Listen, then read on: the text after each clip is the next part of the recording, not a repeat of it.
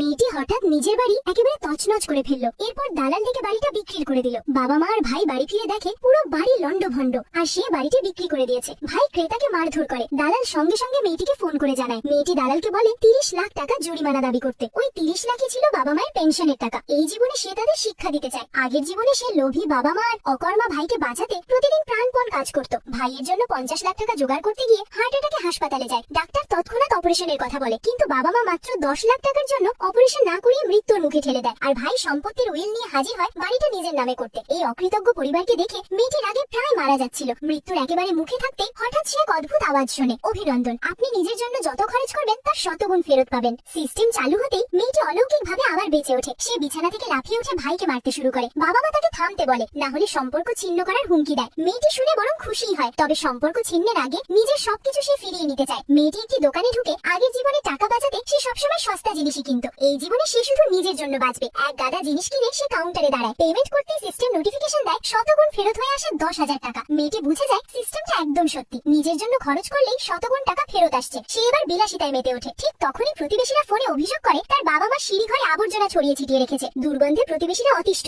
এই বাড়ি সে কষ্ট করে কিনেছিল, কিন্তু চাবি পাওয়ার পর দিনই বাবা মা দেখভালের অজুহাতে উঠে আসে। দুটো বেডরুম দখল করে আর তাকে ভাড়া বাড়িতে পাঠায়। আর এখন তার ভাই বিনা অনুমতিতে বাড়িটাকে বিয়ের ঘর বানিয়েছে। বাড়িতে এসে দেওয়ালে ভাইয়ের বিয়ের ছবি দেখে মেয়েটির মাথা গরম হয়ে যায়। সে হাতুড়ি দিয়ে পুরো বাড়ি ভেঙে তছনছ করে দেয় আর দালাল দিয়ে বাড়ি বিক্রির ব্যবস্থা করে। এরপর সে বিয়ে পড়ুয়া খরচ শুরু করে। হীরার আংটি, দামি ব্যাগ, আরো অনেক কিছু। খরচ বাড়ার সাথে সাথে ক্যাশব্যাক পায় 500 কোটি টাকা। আর সে ইচ্ছে করে ব্যাংক থেকে 10 লাখ টাকা লোন নেয়। মেসেজ দেখে বাবা মা আর ভাই খেপে যায়। তাকে সঙ্গে সঙ্গে বাড়ি ফিরতে বলে। মেয়ে শপিং ব্যাগ নিয়ে বাড়ি ফেরে আর বাবা মা তাকে দেখেই গালাগালি শুরু করে। বলে ভাইয়ের এখন জরুরি টাকা দরকার, আর সে একগাদা অকাজের জিনিস কিনেছে। ঠিক তখনই ভাইয়ের প্রেমিকা ফোন করে। প্রেমিকাকে খুশি করতে ভাই সব জিনিস চুরি করে, কিন্তু সে জানতো না সব ভিডিও হয়েছে। পরদিন বাবা মা আর ভাই ঘর দেখতে গিয়ে দেখে বাড়িটা আগেই বিক্রি হয়ে গেছে। ভাই বাস্তবতা মেনে নিতে না পেরে ক্রেতাকে মারাত্মকভাবে মারধর করে। দালাল মেয়েটিকে ফোন করে। মেয়ে তাকে 30 লাখ টাকা ক্ষতিপূরণ চাইতে বলে। দালালের চাপে বাবা মা বাধ্য হয়ে সব পেনশনের টাকা বের করে দেয়। মায়ের হঠাৎ 10 লাখ ঋণের কথা মনে পড়ে। যদি মেয়ে টাকা শোধ না করে তাহলে ব্যাংক তাদেরই ধরবে। ভাই সম্পর্ক ছিন্ন করার প্রস্তাব দেয়। সম্পর্ক ছিন্ন মানে